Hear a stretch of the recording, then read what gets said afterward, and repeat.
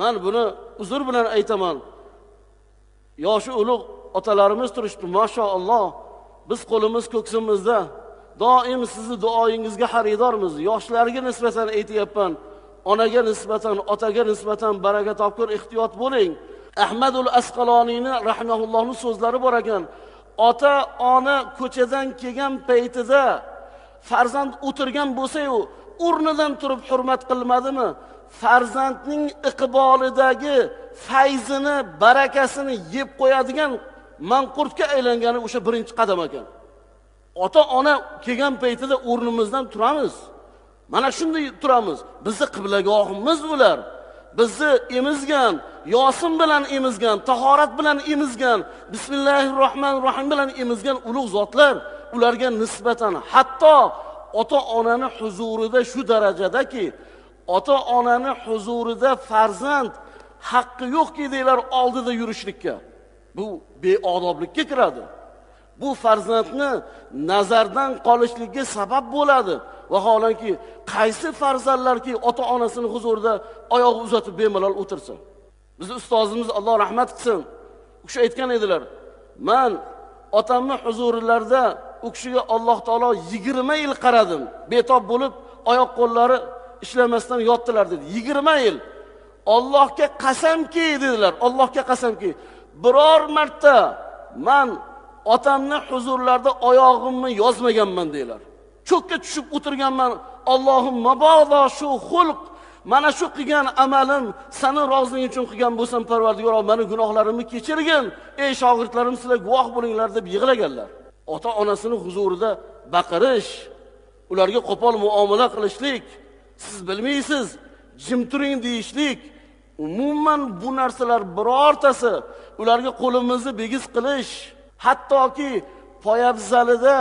poyabzalini yechmasdan ota onasiga nisbatan muomala qilgan odamni eng og'ir gunohlar kutayotganligi haqida ulamolarimiz aytadilar. Shuning uchun demak, har birimiz yoshlar, ayniqsa akalarimiz, ukalarimiz ehtiyot bo'laylik.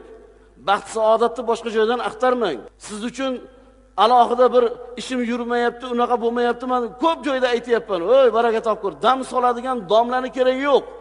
Eng katta domillo ota-ona. U rus bo'ladimi? U yahudiy bo'ladimi? Majusiy bo'ladimi? Nasroniy bo'ladimi? Xotinning xunigi chiroyligi bo'lishi mumkin. Onaning xunigi bo'lmaydi. Onani yomoni bo'lmaydi. Onani albatta u jirkanadigani bo'lmaydi. U ona bizni bunyodkorimiz, bizni bog'bonimiz, bizni dunyoga keltirgan, bizning ana shunday ulug' bir sanoatda birinchi buyuk yaratuvchi Alloh taolo bo'lsa, ikkinchi Alloh taolo sababiyada yaratuvchi qilib ota-onalarimizni qildi. Demak, ular duo qiladimi? Duo qilmaydimi? Qo'lini ko'tarib duo qiladimi? Qo'lini ko'tarmaydimi? Voy, bizni haqqimiz yo'q u yoqqa aralashishga. Biz xizmat qilamiz faqat. Xo'p bo'ladi deymiz. Qo'limiz ko'ksimizda turadi. Onajonim, vali ne'matim meni. Otajonim, meni qiblagohim, meni tabarrukim, meni Ka'batullohim. Mana shundan u yoqqa o'tishda haqqimiz yo'q. O'zimizni bir yig'ishtirib olaylik. Bir oldi orqamizga qarab olaylik. Ularga qilayotgan munosabatimizga bir e'tiborliroq bo'laylik.